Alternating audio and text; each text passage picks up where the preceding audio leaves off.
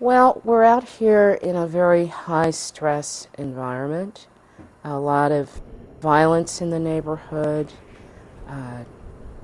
We have so many deaths with our children and their families that we actually have grief counseling on site and post-traumatic stress disorder counseling. And it was reputed to be a program that could help both staff and students.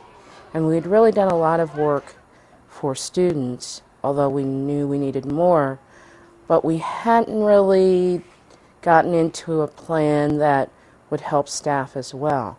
And, you know, it said help with burnout, help with stress-related health problems.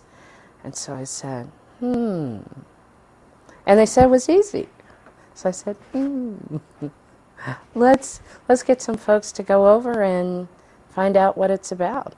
So that was it.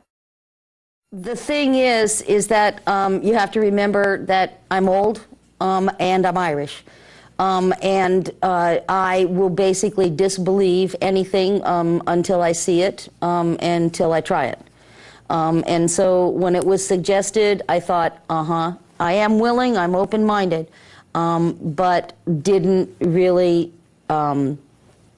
believe that it could possibly work.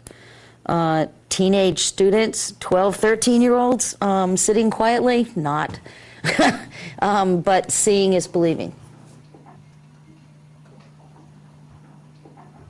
And it's amazing. When I learned it, I know it was different because TM is just not closing your eyes. It's deeper than that. It makes you more, makes you feel better, makes you more energized, and takes away all your stress. And it really, really helps. Kids would get upset at nothing, or at least talking it out. It's more talk than actions. Instead of going to the fists, it's maybe long talking. But you see, even that's dwindled down.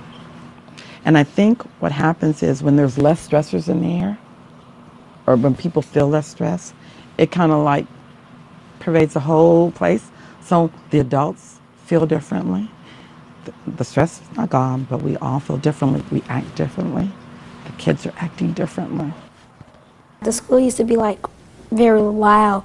Now it's all mellow and calm, like just like how school's supposed to be. It's still loud, but it's like when you're in class, it's quieter than it normally is. Yeah. You pass by the hallways and you can't hear anything but the teacher.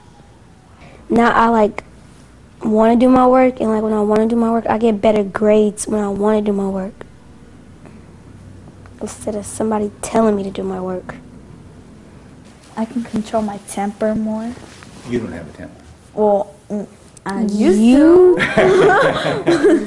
You don't think she have a temper? Like if someone gets up in my face and starts like talking about me, I can ignore them now. But before I would probably like snap and be like, "Well, let's fight then." But now I can control it.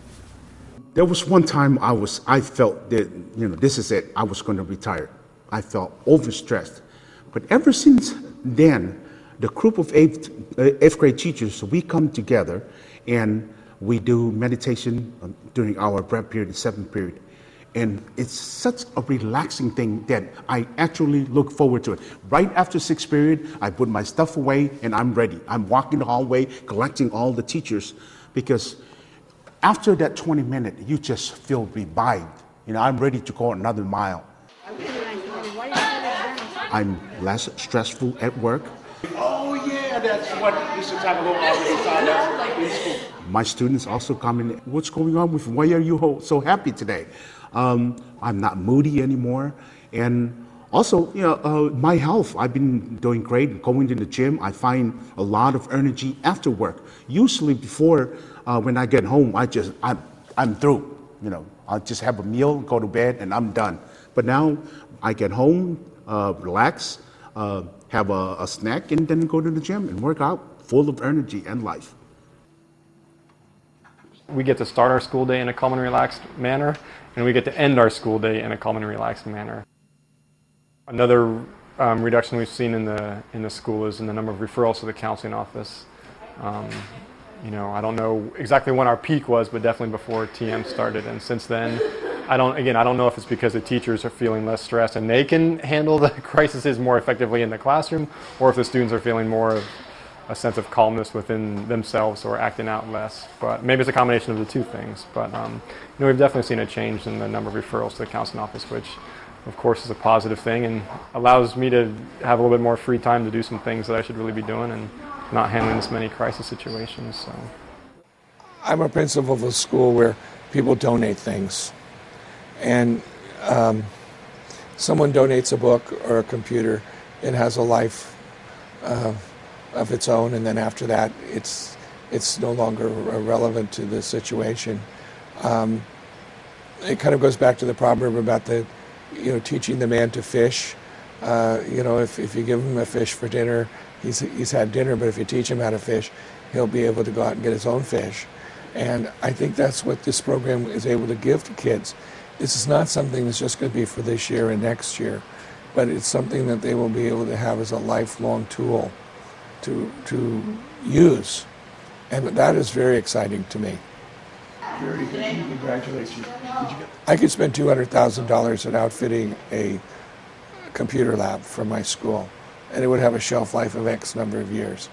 The shelf life for this kind of a program, it far exceeds that, and it helps the entire school community.